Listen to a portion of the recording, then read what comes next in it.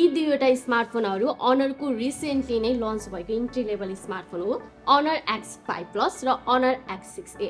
र आज यो भिडियोमा चाहिँ हामीले यसको अनबक्सिङ, क्विक रिभ्यू र अनरको अहिले चलिरहेको फेस्टिभ अफरको बारेमा कुरा गर्नेछौँ। सो लेट्स सी कस्तो छ त फोन। यसको अनबक्सिङबाटै सुरु गरौँ। बाइ द वे यसको अनबक्सिङ भने हामीले अलरेडी गरिसकेका थियौँ, बट तपाईहरूलाई यसको अनबक्सिङ एक्सपिरियन्स मिस नहोस् भनेर हामीले यसको अनबक्सिङ गर्न जाँदैछौँ। सो यो Honor X5 Plus को बक्स ओपन गर्दा सुरुमै तपाईँले मोबाइल देख्न सक्नुहुन्छ अनि यसभित्र तपाईँले फोनको कभर एन्ड केही पेपर वर्कहरूसँगै टाइप सी केबल र यो एडाप्टर पनि पाउनुहुन्छ। त्यस्तै Honor X6 मा पनि तपाईँले सिमिलर अनबक्सिङ एक्सपिरियन्स पाउन सक्नुहुन्छ। सेम Honor X5 Plus मा जस्तै बक्स ओपन गर्दा यो मोबाइल देख्न सकिन्छ र तल फोनको कभर र केही पेपर वर्कहरू रहेको छ र यसमा पनि तपाईँले टाइप सी केबल र एडाप्टर पाउन सक्नुहुन्छ।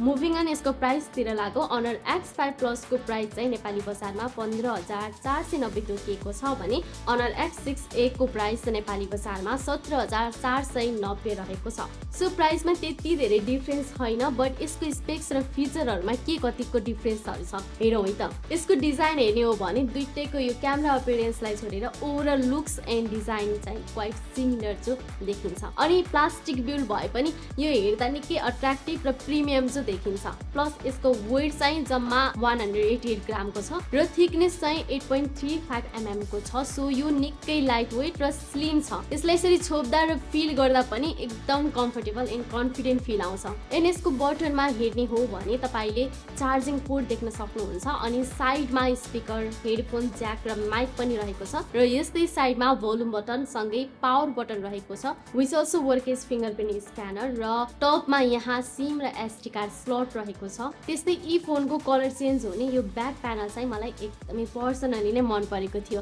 झट्ट हेर्दा एकदम कुल पनि देखिन्छ अनि हामीसँग भएको यो Honor X6A को कलर चाहिँ स्काई सिल्भर हो, बट तपाईँले यसमा सायन लेक र मिडनाइट ब्ल्याक गरी अझै दुईवटा कलर अप्सनहरू पाउनुहुन्छ भने यो Honor X5 Plus चाहिँ हामीसँग सायन लेक कलरको छ जुन तपाईँले मिडनाइट ब्ल्याक कलरमा पनि पाउनुहुन्छ। अब फोनहरूको डिस्प्ले हेर्ने हो भने यी दुवै स्मार्टफोनमा तपाईँले HD प्लस रिजोल्युसन र 90 हर्ज रिफ्रेस रेट भएको 6.56 इन्चको LCD डिस्प्ले पाउनुहुन्छ। सो तपाईँले मुभी, टिकटक एन्ड युट्युब भिडियोहरू लार्ज स्क्रिनमा कम्फर्टेबल भएर नै हेर्न र इन्जोय गर्न पनि सक्नुहुन्छ। यस्तै फोनमा 560 निट्सम्मको पिक ब्राइटनेस दिएको छ जुन इन्डोरमा त ठिकै हो, बट आउटडोरमा चाहिँ अलिक अप्ठ्यारो हुन सक्छ।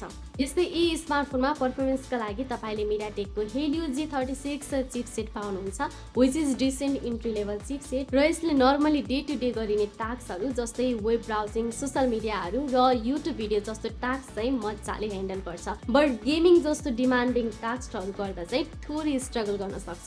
एन्ड मलाई यी दुवै स्मार्टफोनहरूमा अलिक डिसपोइन्ट लागेको कुरा पनि यही नै हो। यस्तै नेक्स्ट क्यामेराको कुरा गर्ने हो भने Honor X5 Plus मा 50 मेगापिक्सल मेन सेन्सर अनि 2 मेगापिक्सलको डेप्थ सेन्सर गरी डुअल क्यामेरा सेटअप दिएको छ र फ्रन्टमा 5 मेगापिक्सलको सेल्फी क्यामेरा देख्न सकिन्छ भने Honor X6A मा चाहिँ तपाईँले 50 मेगापिक्सलको प्राइमरी लेन्स र 2 मेगापिक्सलको डेप्थ अनि म्याक्रो लेन्स गरी ट्रिपल क्यामेरा सेटअप र अगाडि 5 मेगापिक्सलको सेल्फी क्यामेरा पाउनुहुन्छ। एन्ड मलाई यसको क्यामेरा क्वालिटी चाहिँ बजेट अनुसार एकदमै इम्प्रेसिभ लाग्यो। यसको मेन सेन्सरले गुड लाइटिङ कन्डिसनमा डिटेल र कलर एक्युरेट फोटोहरू क्याप्चर गर्छ भने पोर्ट्रेट मोडले पनि राम्रै काम गर्छ। बट लो लाइट कन्डिसनमा चाहिँ क्यामेरा पर्फर्मेन्स ड्रप हुन सक्छ, बट यतिको बजेट स्मार्टफोनहरूमा त्यस्तो कम्प्लेन पनि गर्न मिल्दैन।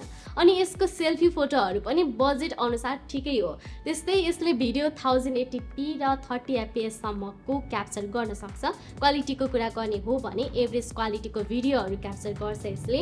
अब ब्याट्री लाइफको कुरा गर्दा बोथ Honor X6A र Honor X5 Plus मा 5200 mAh को ब्याट्री पाउँछौँ जुन चाहिँ फुल चार्जमा एक दिनभरिको हेभी युजमा पनि मजाले सर्भाइभ गर्छ। अनि Honorको X6A मा चाहिँ 22.5 वाटको फास्ट चार्जिङ सपोर्ट पाउन सक्छौँ र Honor X5 Plus मा भने जम्मा 10 वाटको चार्जिङ सपोर्ट रहेको छ। सो Honor X5 Plus लाई चार्ज हुन पनि अलिक बढी नै टाइम लाग्छ। अब अपरेटिङ सिस्टमको लागि यहाँ Android 13 पाउन सक्छौ भने Honor कै Magic OS 7.1 देख्न सक्छौ र यसको UI एक्सपिरियन्स पनि राम्रै छ र कस्टमाइजेसनको अप्सनहरु पनि पाउन सक्छौ। बट चिपसेट त्यति पावरफुल नभएको हुनाले अलिक ल्याग चले जस्तो फिल हुन सक्छ। एट लास्ट यी सबै कुरालाई समराइज गर्दा Honor को यी दुवै स्मार्टफोनको डिजाइन, क्यामेरा र ब्याट्री लाइफ चाहिँ बजेट अनुसार ठिकै छ। बट पर्फर्मेन्स वाइजमा थोरै डिसअपोइन्ट गराउन सक्छ। सो यदि तपाई डिमान्डिङ टास्क जस्तै गेमिङहरुको लागि नयाँ स्मार्टफोन हेर्दै हुनुहुन्छ भने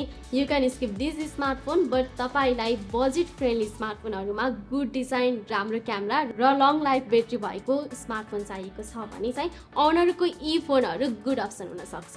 अब जाँदा जाँदै Honor को अहिले चलिरहेको Honor नेपाल फेस्टिभ अफरको बारेमा पनि भनिहालौँ। यसपालिको दशैं Honorमय बनाउन Honor ले आफ्नो Honor को बहार चाडपर्वमा उपहार नै उपहार नाम गरेको क्याम्पेन सुरु गरेको छ, जहाँ तपाईले भेस्पा स्कुटी सँगै अरु थुप्रै उपहारहरु जित्ने मौका पाउनुहुनेछ।